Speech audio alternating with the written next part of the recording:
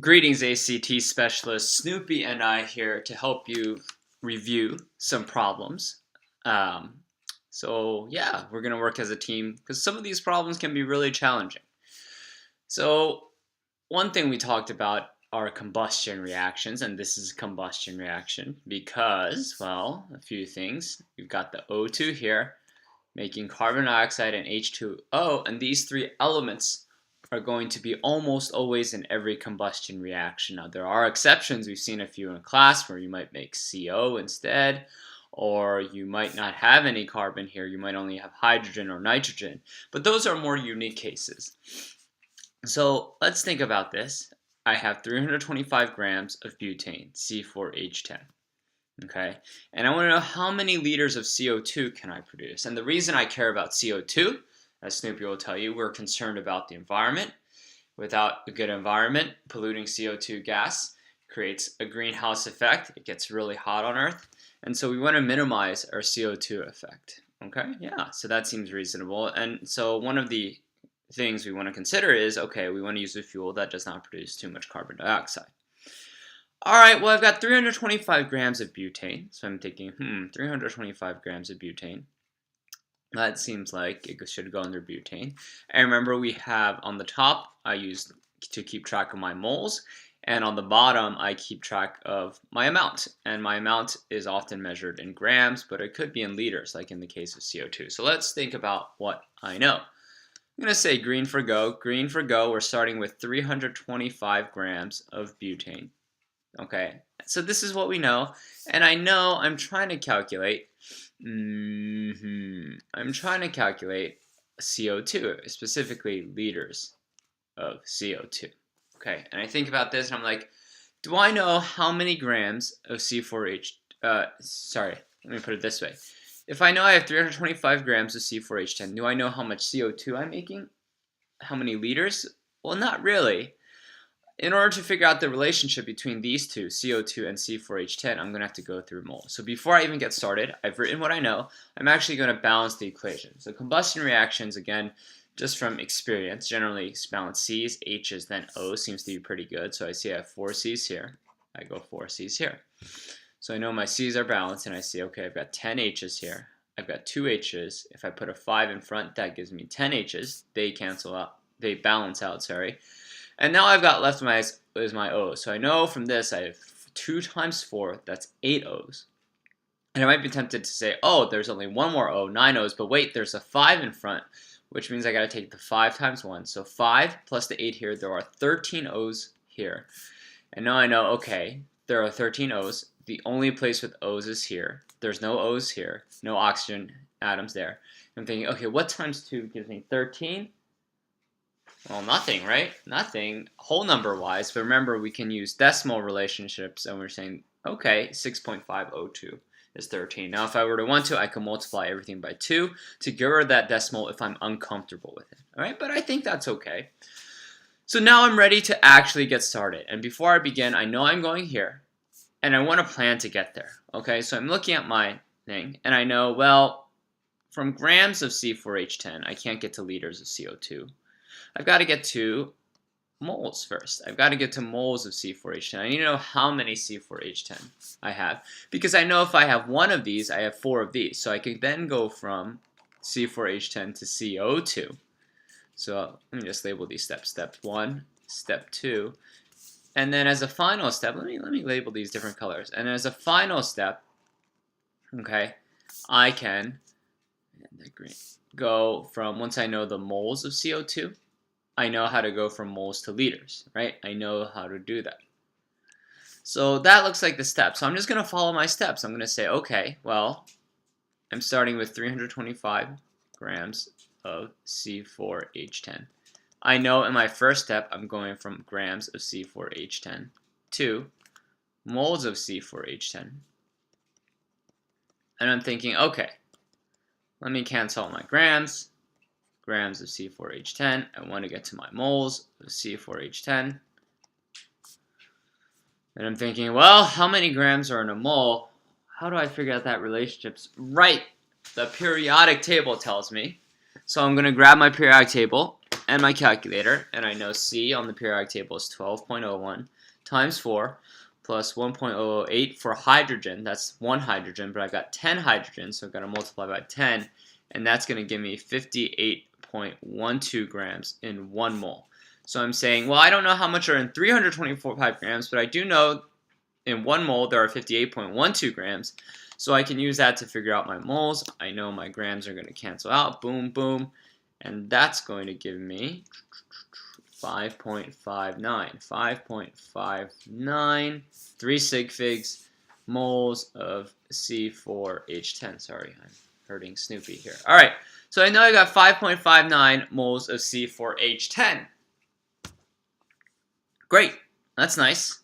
But I want liters of CO2. So now what I've got to do is I've got to think, okay, I've got to go from moles of C4H10 to moles of CO2. And just by looking at this, I'm thinking, well, every 1 mole of C4H10, according to this equation, I can make 4 CO2. So this number should be 4 times as great as this number. Let's see if I can do that. So that was step 1. And so I could just multiply by 4, but let me just make sure the math works out. So in step 2, I'm going from moles of C4H10 to moles of CO2. I know that I've got 5.59 moles of C4H10. Okay, and I'm converting. I want to cancel out my moles of C4H10. I want to convert to moles of CO2. I want to know how many CO2 I have. And so, okay, I know, well, in 1 mole of C4H10, I make 4 moles of CO2, and that's where I get these numbers from. My equation tells me the relationship, okay? And then I can multiply 5.59 times 4. That gives me 22.36 moles of CO2. I should cut it to 3, but I'm just going to keep all my numbers and round at the end because all I really care about are the liters for sig figs. Okay, so now I've got my moles of CO2. Wonderful. I've just got one more step to go to liters. I'm going to do this in black. So we're going to call this step 3. And in step 3, I can see I'm going from my moles of CO2 to my liters of CO2. Okay, and to do this, I take my moles. I have 22.36 moles of CO2 times, trying to convert to liters of CO2 per mole of CO2. Now, I might be tempted to say, hey, I've got 4 moles of CO2, right? But wait a minute, that equation just tells me the relationship. I don't really have 4 moles of CO2. I actually have 22.36 moles. So that 4 doesn't matter. The 4 only matters in this second step. See, I've used the 4 here. I don't want to use that 4 again because I'd be using the 4 twice. I already know that for every 1 mole of this, I have 4 moles of this. All that matters now is how many liters are in 1 mole of CO2. Okay, because I'm going from moles to liters. And in 1 mole of CO2, I know there are 22.4 liters. That works for everything, assuming we're at standard temperature and pressure, which is usually a pretty safe assumption. And so I do that calculation, and I get times 22.4, I get 500.86 liters. Rounding to sig figs, I can only keep 3, so 501 liters. So in the end, I make 501 liters of CO2. Okay. All right, so that seems reasonable. I figured that out, that with 325 grams, I make 501 liters of CO2 that just burns off into the air through the combustion reaction. All right, so let's take a look at what's next. What's next, what I care about, is how many kilojoules of energy will be produced. Okay, so I care about how much energy I can make because that's the whole point of doing a combustion reaction is to figure out, hey, how much energy can you actually make? All right, well, let's take a look. Let's see what I know. What I know right here is that I make 2,877.5 kilojoules of energy if I burn 1 mole of C4H10. Okay, well, I know I'm burning 325 grams, and in the previous problem, I figured out I had 5.59 moles of C4H10. So I can actually go from the moles of C4H10, however much I have, to the kilojoules of energy. that I'm going to make. Okay, so I want to know how many kilojoules of energy. Well, if I burn 1 mole, I make this much. If I were to burn 2 moles, well, I'd make 2 times as many. That would be 2 times 286.5. That would be about 5755.0 kilojoules. But I know actually I have 5.59 moles. So what I'm going to do is I'm going to take my 5.59 moles of C4H10, because I know that's how much I am burning, right? That's what I figured out. I'm burning 5.59 moles of C4H10. And then I know with this conversion that in 1 mole of C4H10, there are 2,877.5 kilojoules. And so I take 5.59 times 2,877.5. That gets me 16085 kilojoules, keeping my sig figs at just 3. I can only keep these 3 around here. 16100 kilojoules of energy is being produced. So that's a lot of energy through that combustion reaction, and that's what fuels our cars. Maybe we use combustion reactions to heat our homes and so forth.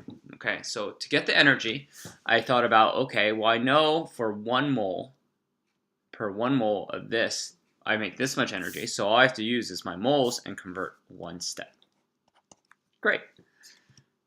All right, so I'm not going to do this, but you might want to determine what other quantities you can produce. So if you want to practice, you can go to, for example,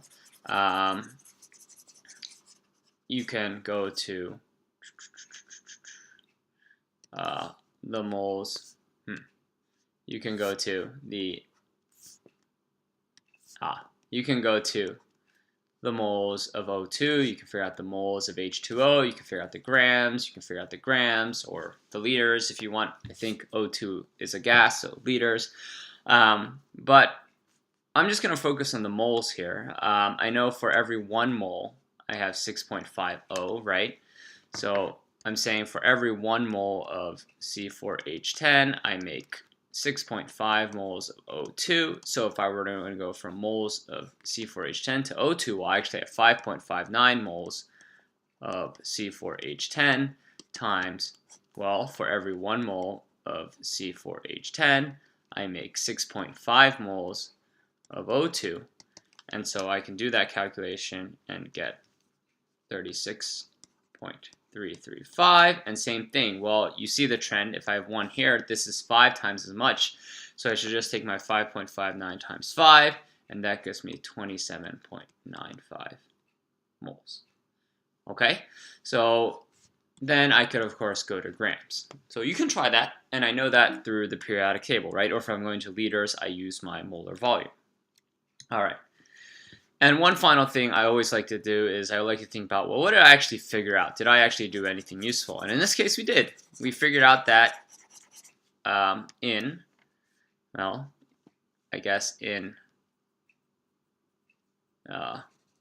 with 325 grams of C4H10, right? That's what we started with. We can produce 501 liters of carbon dioxide. This is a bad thing because we don't like carbon dioxide. We breathe out carbon dioxide, but we would like to cut down our emissions, so we don't want to expose anything extra. So not great. And we figured out from our other problem that we can produce about 16,100 kilojoules of energy, right? That's what we figured out in the previous problem. And if you figured out these, you can also tell me, well, it reacted with how much O2 and it produces how much H2O. Okay, so that's what we figured out. You always want to think about, well, why am I doing this problem? And that's what we can figure out there. And how do you know your answers are reasonable? Well, you can look at 2 things. You can look at the moles. Okay, look at the moles. So you see how this is 4 and this is 1, so you know this number has to be bigger than this. And this is 6.5 and this is 4, so you know this number has to be bigger than this. And this is 5, so compared to 6.5, it should be less. 27.95 is less than 36. That's good. The 4 is less than the 5, so the 22.36 is less than the 27.95. So you can always use your moles to check based on the equation. If in the equation the coefficient is higher, like 4 is higher than 1, then the number of moles should be higher than 1, and in fact it should be the same exact ratio. So how much bigger is 22.36 greater than 5.59? 4 times greater. Okay, so in this case, I can use moles. Normally, I could also use my grams and my weight, but in this case, I can't because I only know my liters. So, but generally, if we figure out the grams, the grams and the products of what we make should be equal to the grams of the reactant. So that's another way you can check. Okay, whew, that was a lot of work. These problems are a lot involved, but we can figure out a lot of useful things from them. So, hope that was useful. And until next time, Snoopy and King out.